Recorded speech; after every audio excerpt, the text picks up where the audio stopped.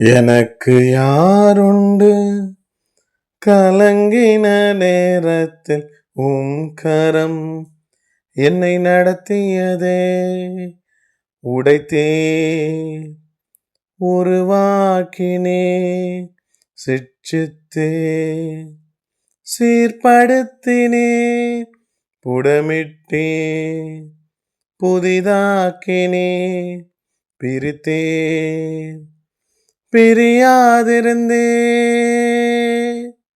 கடவுளின் உயிருள்ள திருவார்த்தை. நான் உன்னோடு இருக்கிறேன், எவரும் உனக்கு தீங்கிழைக்க போவதில்லை. அப்போஸ்தலர் 18 அதிகாரம் 10 For I am with you, and no one is going to attack and harm you. Acts chapter 18 verse 10. ஜெபிப்போம்.